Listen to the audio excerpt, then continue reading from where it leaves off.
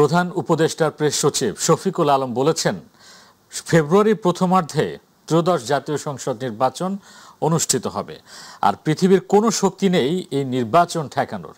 রোববার প্রধান উপদেষ্টার সভাপতিত্বে আইন শৃঙ্খলা সংক্রান্ত উপদেষ্টা কমিটির বৈঠক শেষে এক প্রেস ব্রিফিংয়ে তিনি এসব কথা বলেন। তিনি বলেন, পরাজিত শক্তি বেপরোয়া হয়ে পড়েছে। বৈঠক থেকে যে কোনো ধরনের পরিস্থিতি মোকাবেলায় প্রশাসনকে আরও কঠোর হওয়ার নির্দেশনা দেওয়া হয়েছে। আরও বিস্তারিত জানাচ্ছেন এস.এম. আরিফ। দেশের আইন শৃঙ্খলা পরিস্থিতি পর্যালোচনায় প্রধান উপদেষ্টা ডক্টর মোহাম্মদ ইউনূসের সভাপতিত্বে যমুনায় অনুষ্ঠিত হয় উপদেষ্টা পরিষদের বৈঠক। এতে যোগ দেন বিভিন্ন আইন শৃঙ্খলা বাহিনীর শীর্ষ কর্মকর্তারা। পরে এ বিষয়ে রাজধানীর ফরেন সার্ভিস একাডেমিতে সংবাদ সম্মেলন করে প্রধান উপদেষ্টার প্রেস উইং। প্রেস সচিব শফিকুল আলম জানান, যে কোনো ধরনের পরিস্থিতি মোকাবিলা করতে বৈঠকে স্থানীয় প্রশাসনকে আরও সক্রিয়ভাবে কাজ করার কঠোর নির্দেশনা দেয়া হয়েছে। বৈঠকে সিদ্ধান্ত হয়েছে ক্রমাগতভাবে নিরাপত্তা পরিস্থিতি মনিটরিং করার জন্য। এই জন্য নিরাপত্তা বাহিনীর গুলোর মধ্যে কোঅর্ডিনেশন বাড়ানোর কথা বলা হয়েছে এবং যে কোনো পরিস্থিতি মোকাবেলায় প্রশাসনের আগাম প্রস্তুতি রাখতে হবে। এর পাশাপাশি ডাকসু নির্বাচন যাতে শান্তিপূর্ণ ও উৎসবমুখর পরিবেশে হয়, সেই জন্য বিশ্ববিদ্যালয়ের প্রশাসনকে সর্বাত্মক সহযোগিতা প্রদানের নির্দেশ দিয়েছেন প্রধান উপদেষ্টা। এক প্রশ্নের জবাবে তিনি জানান, ফেব্রুয়ারিতেই অনুষ্ঠিত হবে জাতীয় সংসদ নির্বাচন, আর পৃথিবীর কোনো শক্তিই তা ঠেকাতে পারবে না। আজকের মিটিংয়েও বলা হয়েছে যে নির্বাচন যে করেই হোক ফেব্রুয়ারির প্রথমার্ধের মধ্যে নির্বাচন হবে। পৃথিবীর কোনো শক্তি নাই এই নির্বাচনকে ঠেকাতে পারে। নির্বাচন হবে এবং সে বিষয়ে পুরো যত ধরনের প্রস্তুতি লাগে সেই প্রস্তুতিগুলো নেওয়া হচ্ছে। ঝটিকা মিছিল ও বেআইনি সমাবেশের বিষয়ে কঠোর আইনি ব্যবস্থার কথাও জানান প্রেস সচিব। স্বরাষ্ট্র উপদেষ্টা এস.এম. আরিফ, মাই টিভি, ঢাকা। কোনো বিশেষ দলের হয়ে কাজ না করতে আইন শৃঙ্খলা বাহিনীর প্রতি আহ্বান জানিয়েছেন স্বরাষ্ট্র উপদেষ্টা অবসরপ্রাপ্ত লেফটেন্যান্ট জেনারেল মোহাম্মদ জাহাঙ্গীর আলম চৌধুরী। স্বচ্ছতার মাধ্যমে জনগণের আশা আকাঙ্ক্ষা পূরণের চেষ্টার আহ্বানও জানিয়েছেন তিনি।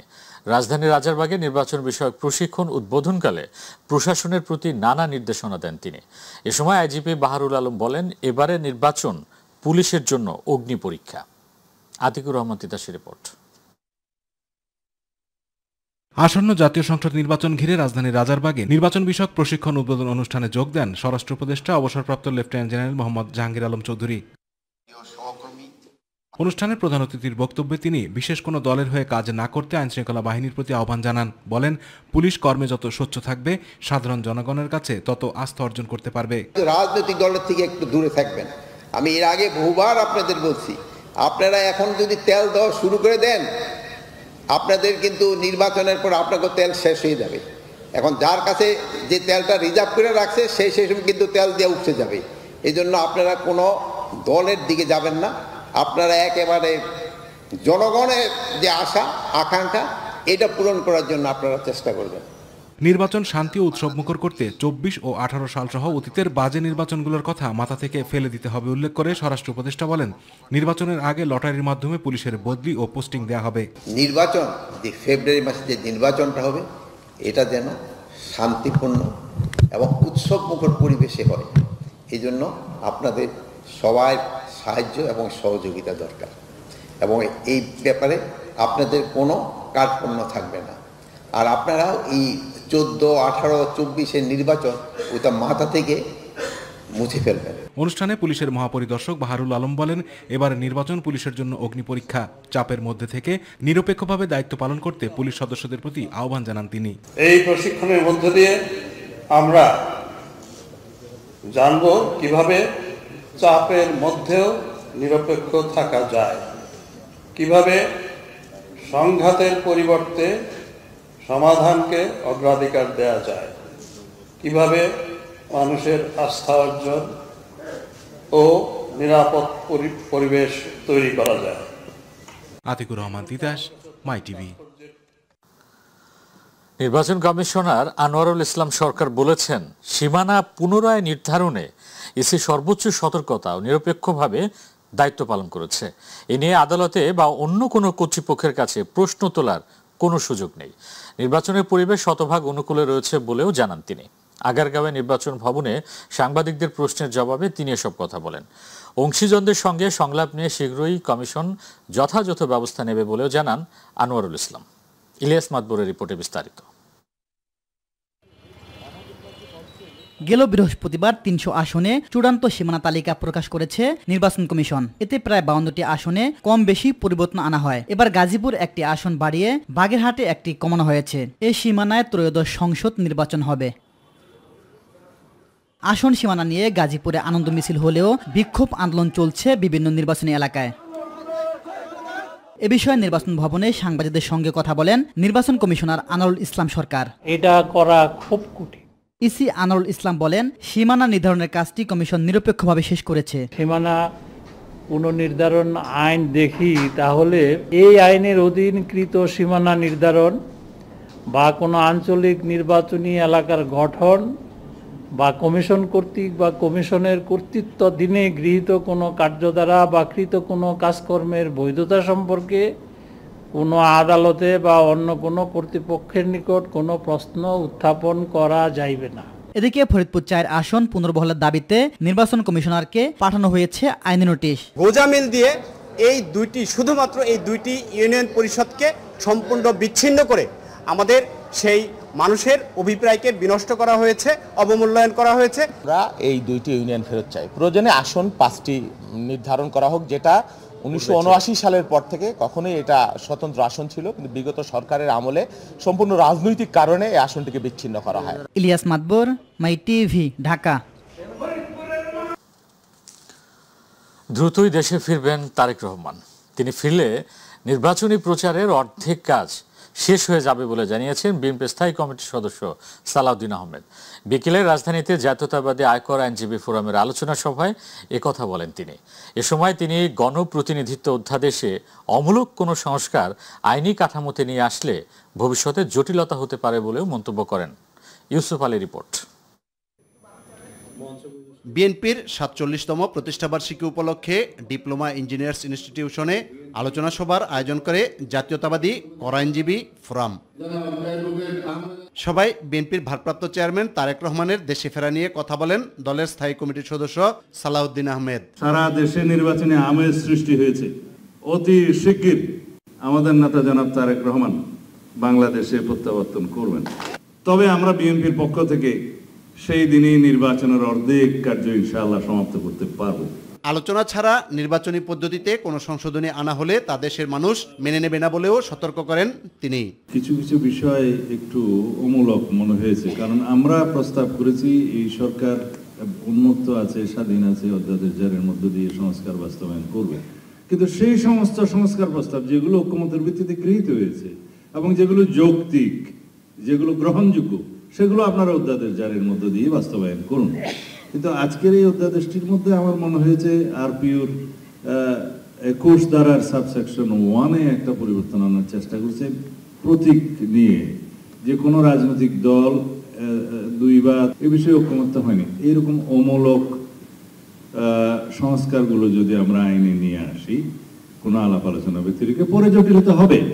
এদিকে ঢাকেশ্বরী মন্দিরে হিন্দু সম্প্রদায়ের সাথে শুভেচ্ছা বিনিময়কালে সাংবাদিকদের সাথে কথা বলেন সালাউদ্দিন আহমেদ। এ সময় তিনি বলেন, আগামী নির্বাচনকে সামনে রেখে সাম্প্রদায়িক সম্প্রীতি বিনষ্টের চেষ্টা চলছে। বিভিন্নভাবে সাম্প্রদায়িক সম্প্রীতি বিনষ্টের জন্য কিছু চক্রান্ত গড়ে উঠছে, এমন কিছু ঘোলাটে পরিস্থিতি সৃষ্টি করছে, যার সবকিছুর একটা উদ্দেশ্য হচ্ছে বাংলাদেশের শান্তিপূর্ণ পরিবেশ বিনষ্টের মধ্য দিয়ে আগামী নির্বাচনকে যাতে বাধাগ্রস্ত করতে পারে। কোন রকমের সাম্প্রদায়িক সম্প্রীতি বিনষ্টের জন্য যারাই চেষ্টা করবে তাদেরকে শক্ত হাতে প্রতিহত করা হবে।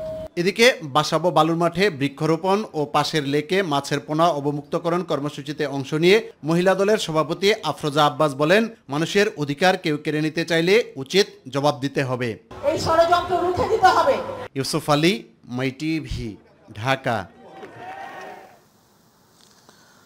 জুলাই গণঅভ্যুত্থানে চানখারপুলে 6 জন হত্যা মামলায় আন্তর্জাতিক অপরাধ ট্রাইব্যুনাল 1-এ রবিবার সাক্ষ্য দিয়েছেন 4 জন।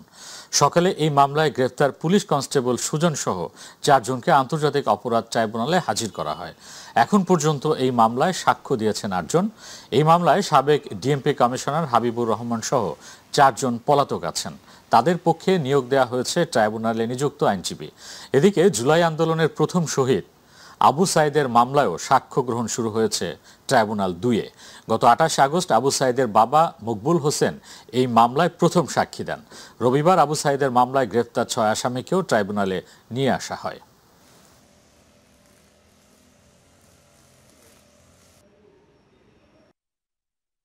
এবার ছাত্র সংসদ নির্বাচন প্রসঙ্গ।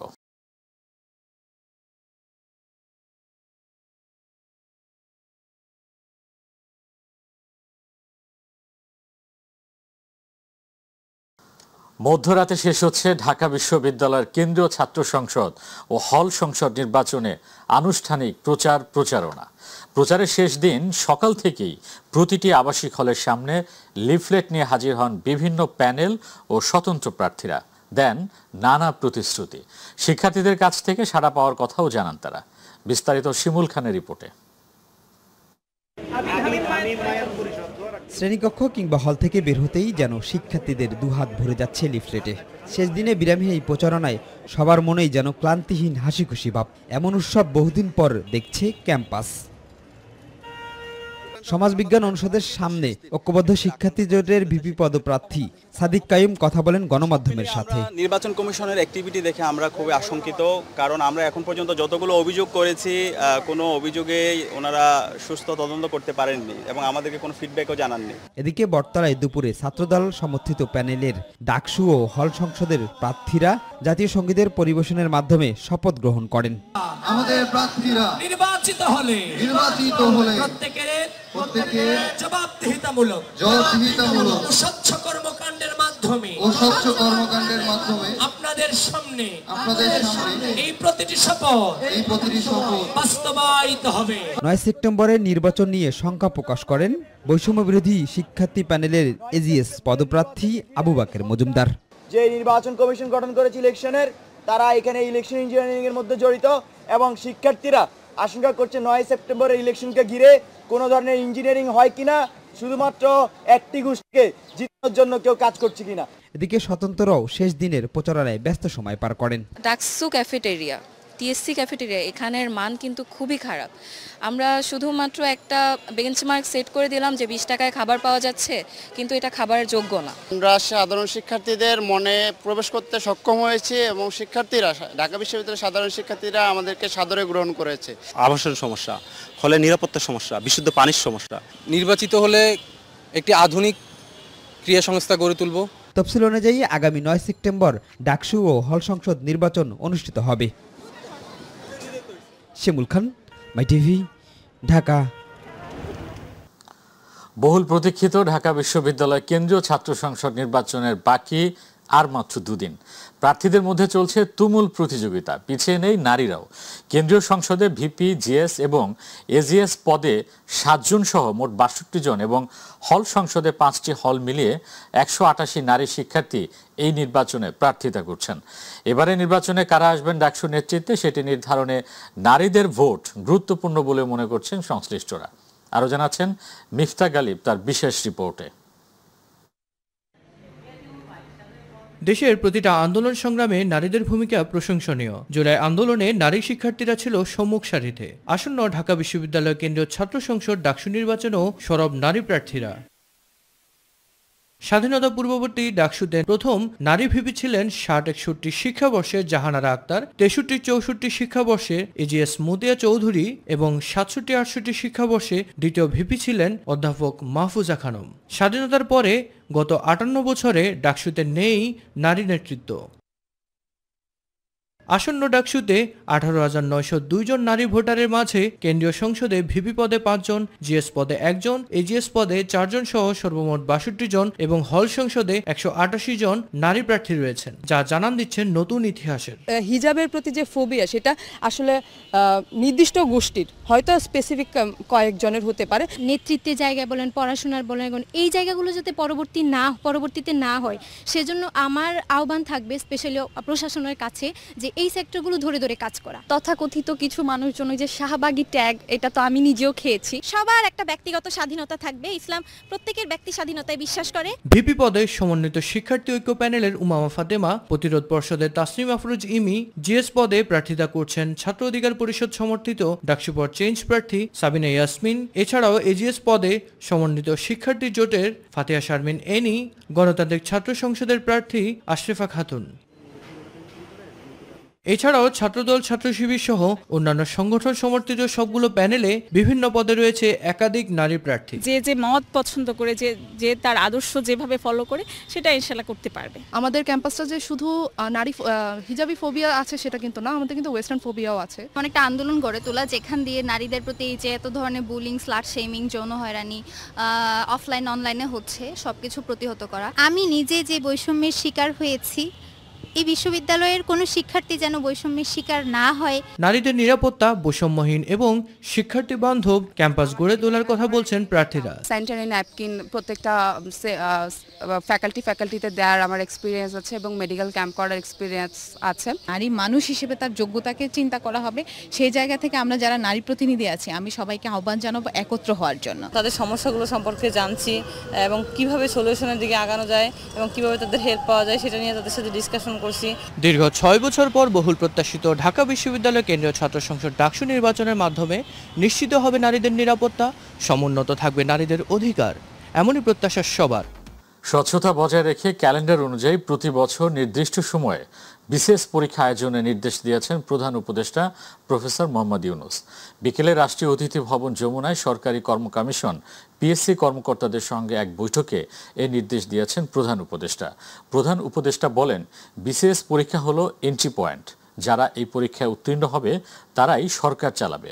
কাজেই এন্ট্রি পয়েন্টে যদি কোনো ধরনের অনিয়ম হয় তাহলে গোটা সিস্টেমে সেটার প্রভাব থেকে যাবে। বৈঠকে বিসিএসের স্বায়ত্তশাসন প্রতিষ্ঠার বিষয়ে আলোচনা করেন কমিশন চেয়ারম্যান অধ্যাপক ডক্টর মোবাশ্বের মোমেন।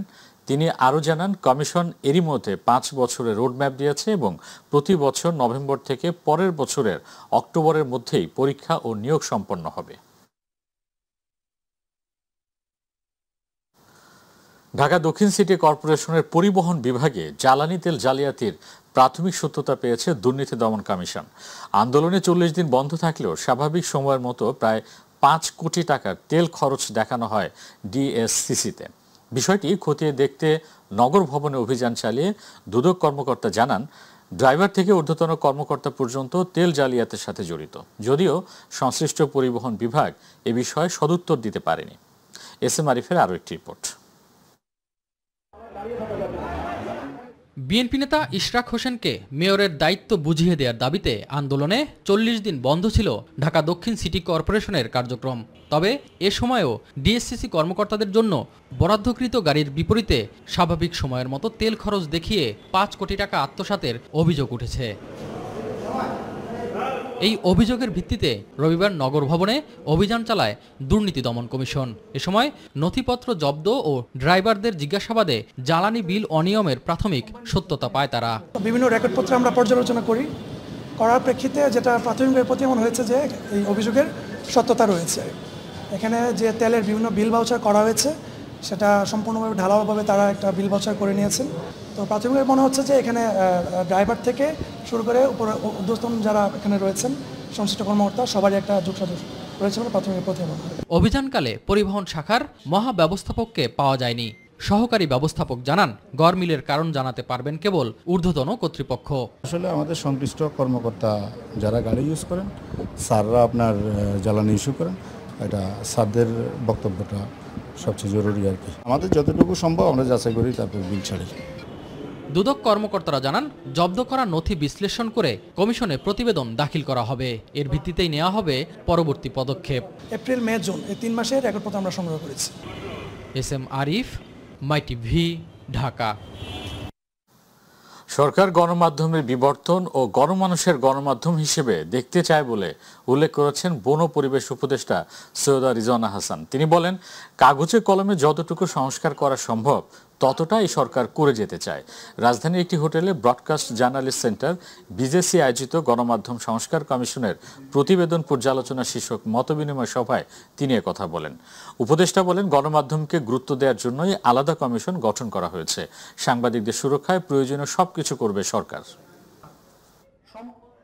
গণমাধ্যমের স্বাধীনতা এটা কতটা গুরুত্বপূর্ণ এটা বুঝে বলেই তো সরকার একটা গণমাধ্যম নিয়ে আলাদা কমিশন করেছে। এখন আপনারা যে পরিবর্তন চান, এই পরিবর্তন কাগজে কলমে যতটুকুন করে দেওয়া যায় অন্তর্বর্তী সরকার সেটা করার জন্যই এই কমিটিটা গঠন করেছে। বস্তুনিষ্ঠতার, জবাবদিহিতার জায়গাটা তৈরি করে দিতে হবে। গণমাধ্যমকে জাতীয় স্বার্থেই একটা সেন্স অফ সিকিউরিটি দিতে হবে। দেশের ১৫০টি উপজেলায় প্রাথমিক বিদ্যালয়গুলোতে আগামী অক্টোবর মাস থেকে মিড ডে মিল চালু করা হবে বলে জানিয়েছেন প্রাথমিক ও গণশিক্ষা মন্ত্রণালয়ের উপদেষ্টা অধ্যাপক ডাক্তার বিধান রঞ্জন রায় পোদ্দার। আন্তর্জাতিক সাক্ষরতা দিবস উপলক্ষে সকালে সচিবালয়ে এক সংবাদ সম্মেলনে তিনি একথা জানান। গণশিক্ষা উপদেষ্টা বলেন, দেশে সাক্ষরতার হার বর্তমানে ৭৭.৯%। বাকি 22.1% জনগোষ্ঠী নিরক্ষর। তবে সত্যিকার অর্থে সাক্ষরতার হার আরও কম হতে পারে। আগে সরকার প্রকৃত সাক্ষরতার হার চেপে রেখেছে। স্কুলে স্কুলে ভিজিট করে দেখা গেছে প্রকৃত স্বাক্ষর নয় অনেক শিক্ষার্থী রয়েছে। যেসব শিক্ষার্থী পিছিয়ে রয়েছে তাদের বিশেষ ব্যবস্থায় স্বাক্ষর করার উদ্যোগ নেওয়া হয়েছে বলে জানান বিধান রঞ্জন। তিনি বলেন, প্রাথমিক শিক্ষার বর্তমান লক্ষ্যই হলো শিশুকে স্বাক্ষর করে তোলা। আমাদের আপাতত টার্গেট হচ্ছে ক্যালেন্ডারের ছুটি কিছুটা কমানো, কারণ আমরা যদি ওই থেকে 2 দিনকে 1 দিন করতে চাই সেটা আসলে সব ধরনের শিক্ষা প্রতিষ্ঠানে একই রকম। ফলে আমরা আলাদাভাবে প্রাইমারিকে করা একটু কঠিন। একটা শিক্ষকদের পক্ষ থেকে এক ধরনের দাবি আছে যে শিক্ষকরা হচ্ছে ভ্যাকেশন ডিপার্টমেন্ট, তারা নন ভ্যাকেশন হতে চায়। এটার সঙ্গে সরকারের আর্থিক এক ধরনের সংশ্লেষের প্রসঙ্গ আছে। ফলে এই ধরনের একটা চিন্তাও আছে, কিন্তু এই বিষয়ে আমরা সিদ্ধান্ত নিতে পারিনি। কিন্তু আমাদের ক্যালেন্ডারের যে ছুটিগুলো আছে সেই ক্ষেত্রে আমরা কিছুটা গত 15 বছরে গণমাধ্যম আস্থা হারিয়েছে মন্তব্য করেছেন তথ্য সম্প্রচার উপদেষ্টা মাহফুজ আলম। সাংবাদিক সমাজ নিজ অধিকার আদায় সোচ্চার থাকলে কোনো সরকারই তাদের পেশার উপর হস্তক্ষেপ করতে পারবে না বলে মন্তব্য করেন তিনি। রাজধানীতে নির্বাচনে গণমাধ্যমের ভূমিকা বিষয়ক মতবিনিময় সভায় তিনি কথা বলেন। এ সময় পেশার সুরক্ষা এবং পেশাগত দায়িত্ব পালনে নিরাপত্তা নিশ্চিত করতে সংশ্লিষ্টদের প্রতি আহ্বান জানান সিনিয়র সাংবাদিকরা। মাহবুব সৈকতের রিপোর্ট। তথ্য ভবনে নির্বাচনে গণমাধ্যমের ভূমিকা শীর্ষক তথ্য ও সম্প্রচার মন্ত্রণালয়ের মতবিনিময় সভায় অংশ নেন টেলিভিশন, পত্রিকা এবং অনলাইন মাধ্যমের প্রধান এবং সিনিয়র সাংবাদিকরা। তুলে ধরেন সংকট এবং সম্ভাবনার কথা। সাংবাদিকতা পেশা হিসেবে প্রতিষ্ঠার জন্য যে উদ্যোগ নেওয়া, সেটি করার ক্ষেত্রে আমি মনে করি যে আরেকটু তদারকি কিংবা ভূমিকা রাখা দরকার। সাধারণ মানুষগুলো যারা তাদের মত প্রকাশ করেছে, স্বাধীনভাবে দেখা গেল যে প্রায় খুব শক্তিশালী সে পাশ করেনি, সে যে আক্রমণ করছে, সেক্ষেত্রে আমাদের সাংবাদিকরাও আক্রমণের শিকার হবে। তো সেই জায়গাতে সিকিউরিটি নিশ্চিত করতে হবে সাধারণ মানুষের, ভোটারদের এবং সাংবাদিকদেরকে। পেশাগত সুরক্ষা এবং সংবাদকর্মী ও ব্যবস্থাপনার সাথে সম্পৃক্তদের নিরাপত্তার বিষয়সহ নানাবিধ পরামর্শ উঠে আসে বক্তব্যে। আমরা চাই একটা স্বাধীন মুক্ত গণমাধ্যম যাতে আমরা কথা বলতে পারি। গত 15 বছরে 100 জন সাংবাদিক খুন হয়েছে, সেগুলো নিয়ে আমরা কিন্তু যেভাবে সোচ্চার হওয়া দরকার ছিল, আমরা যখন এগুলোর প্রতিবাদ সভা ডাকতাম 15-20 জন নিয়ে আমাদেরকে সভা করতে হয়েছে। মিথ্যা এবং অপতথ্যের বিষয়ে নিজেদের উদ্বেগের কথাও তুলে ধরেন সাংবাদিকরা। সাংবাদিক শব্দটা ধীরে ধীরে কিভাবে সাংঘাতিক হয়ে গেল, আমাদের মধ্যে কি সে আত্মসমালোচনা আছে? এটা বোঝবার আছে। নির্বাচনটাকে ভিন্ন খাতে প্রবাহিত করার জন্য, ভোটারদের মনকে ভিন্ন খাতে প্রবাহিত করবার জন্য, রেজাল্টকে ভিন্ন খাতে প্রবাহিত করবার জন্য, সেটি আমরা দেখেছি, সেই জানানি। অন্তর্বর্তী সরকার ভয়ের সংস্কৃতি থেকে বের হয়ে সঠিক সংবাদ তুলে ধরার পরিবেশ তৈরি করেছে বলেও জানান সংশ্লিষ্টরা। ফেক একটা পেজ খুলে প্রচার চালাচ্ছে, এটা হচ্ছে মানুষের, আমি মনে করি যে সোসাইটির ভিতরে আস্থার সংকট, যেটা এটার একটা প্রতিফলন। গণমাধ্যমকে জনবান্ধব সংবাদ পরিবেশনের আহ্বান জানান তথ্য ও সম্প্রচার উপদেষ্টা। আস্থা যদি ফেরত আসতে হয় তাহলে হচ্ছে আপনাকে চিহ্নিত যারা ফেসিবাদের পক্ষে কাজ করছে মিডিয়াতে, সাংবাদিকতায়, তাদের ব্যাপারে অবস্থান নিতে হবে। দেশের স্বার্থ প্রাধান্য দিতে সবার প্রতি আহ্বানও ছিল মাহফুজ আলমের। আমরা আমাদের কাজটা করে যাচ্ছি মন্ত্রণালয়। মাহবুব সৈকত, মাই টিভি, ঢাকা। যে কাজটা করা দরকার আমরা যাব প্রবাসী সংবাদে।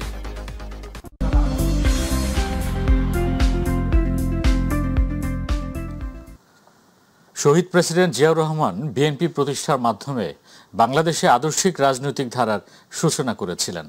বাংলাদেশ জাতীয়তাবাদী দল বিএনপি ৪৭তম প্রতিষ্ঠাবার্ষিকী উপলক্ষে কুয়েত বিএনপির হাওয়াল্লি প্রদেশ শাখার উদ্যোগে আলোচনা সভা ও সাংস্কৃতিক অনুষ্ঠানে এমন মন্তব্য করেন বক্তারা। কুয়েত প্রতিনিধি আলামিন রানা জানান, কুয়েতের হিজিল একটি রিসোর্টে সংগঠনের আহ্বায়ক শের আলী স্বপনের সভাপতিত্বে সদস্য সচিব জামান ফারুকের সঞ্চালনায় অনুষ্ঠানে প্রধান অতিথি ছিলেন কুয়েত বিএনপির সাবেক সভাপতি মাহফুজুর রহমান মাহফুজ। প্রধান বক্তার বক্তব্য রাখেন কুয়েত বিএনপির কেন্দ্রীয় কমিটির সাবেক সাধারণ সম্পাদক আবুল হাশেম এনাম। বিশেষ অতিথি হিসেবে বক্তব্য রাখেন কুয়েত বিএনপির সিনিয়র শীর্ষস্থানীয় নেতা আলহাজ শওকত আলী, আব্দুল কাদের মোল্লা, জালাল আহমেদ চূর্ণ মোল্লা, শেখ মুস্তফা কামাল সহ বিএনপির অঙ্গ সংগঠনের নেতৃবৃন্দ। অনুষ্ঠানে বক্তারা দেশের স্বাধীনতা ও সার্বভৌমত্ব রক্ষার জন্য সকল দেশপ্রেমিক ব্যক্তির ঐক্য কামনা করে দোয়া করা হয়।